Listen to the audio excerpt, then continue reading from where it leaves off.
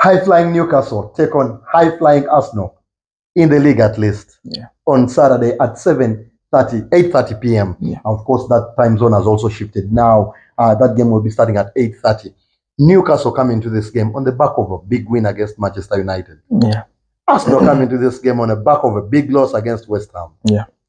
How do you see it from that angle? I think the Premier League form is the one that's going to come into play. Because the teams that played in the midweek, both sides had put in weekend sides. But of course, luckily Newcastle were able to see off United. Arsenal were unlucky against West Ham. But in tomorrow's game, both sides are going to bring in their best 11. And I'm telling you, this is already looking like a cracker, because Newcastle knows that they are now starting to be a Champions League team. And with all their riches, if they're to attract the better or the good players, then they have to always be in the Premier League. So that game in the Champions League, so that game, I think Newcastle is going to make sure that they give it a go. We know they beat Arsenal and denied Arsenal Champions League season and one ago. And then last season, Arsenal beat them, which made Arsenal actually almost go towards the title. So this fixture for me, Tony, I think is going to be rocking. It's definitely going to be very mouth-watering. Newcastle are in the form of their lives.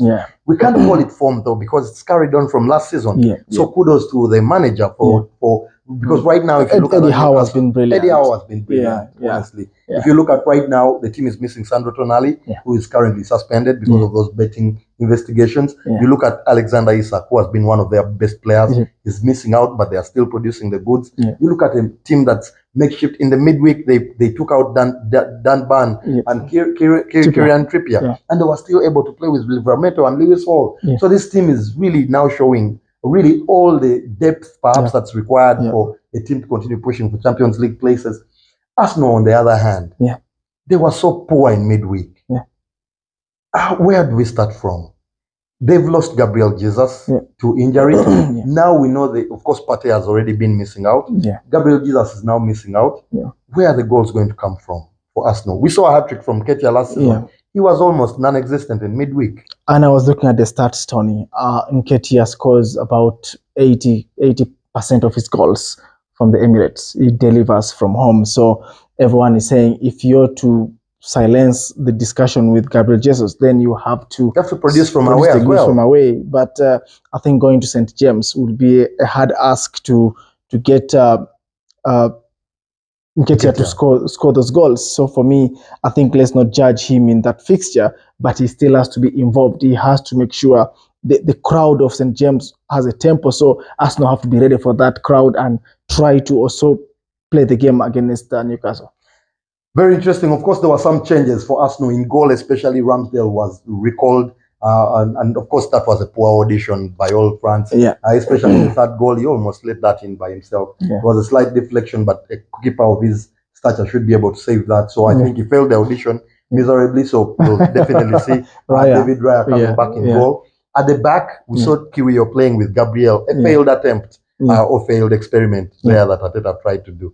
I think you can't play two left-footed centre-backs. The right-footed have done it before, but left-footed we don't see that. I've not seen it. I don't think I've seen it in a while. But all know Arteta is trying to protect his other centre-half. Saliba. We know Saliba was the key cog there, so he has to make sure he sees off the season. So these other non-Premier League or Champions League fixtures, he will always try to partner Gabriel with someone else. So I wasn't shocked with that. It's just that it didn't work out because I think Tomiyasu can slot in the back there, or even move Ben White. That has been his position. As a center back.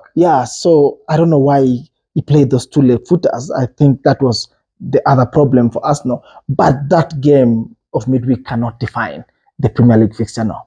It will certainly be very interesting. Another one who failed the audition we've been talking about is Alexander Zinchenko, and how his form has been poor. And Tomiyasu has actually been coming into the side and producing to the extent of being Arsenal's player of the month for last month. Zinchenko must be worried now after that performance in midweek. No, he's worried, and I think he's dropped down the pecking order because I think Tomiyasu Tony outright is now better than Zinchenko. And especially defensively. If Timber comes back, then Zinchenko drops into number 3. So he has to worry, because for me, defensively, Zinchenko is not good. No, it's not that well. And when you look at Almiron in that position and you play Zinchenko, Arsenal will be worried, Tony. You can get a card or so. But Zinchenko, Tony, is a better midfielder. In Ukraine, he plays in midfield. So I really don't know why Arteta converts him while in the number 3 to the midfield and can't play him there as a perennial midfielder. It makes my understanding. It's painful. We've talked about it on air. A midfield of Jorginho, Vieira, and Kai Havertz. I would rather take out one of Kai and Vieira and slot in Odegaard. No, actually, I mean, from those 3, I think Zinchenko can play with Declan Rice. We'll wait to see what Arteta does. Of course, it's not our call, but we definitely have to talk about it here. Zinchenko has been poor, and of course, him being poor sort of affects the team momentum going forward. The midfielders that were given a chance to perhaps audition Vieira and Kai as well didn't do so well in that particular fixture. But of course, like you said, the second 11 does not define how Arsenal plays. It will be very interesting. Newcastle will also be recalling their starting 11 players. You saw the coach talking about how he was giving them a run out for training, as a training to keep them fit. So it will be very interesting. This is a very mouth-watering clash, by the way, for anyone watching at home. Arsenal has to be wary of this Newcastle side. I've gone for a 1-1 draw. Tony, I've gone for a draw too, because I think that crowd is going to generate a lot of atmosphere. And if they reach the decibels of the PSG game, Newcastle can win it. But if they don't give them that atmosphere and then they bring the Dortmund-like dullish atmosphere, I think Newcastle won't win that game. That is why I've gone for 2-2 draw. Very, very interesting. That game coming at 8:30, late kickoff on Saturday. Of course, here in East Africa, you can't afford to miss it. The big ones come on Sunday and Monday. Do not go anywhere. We'll be back shortly.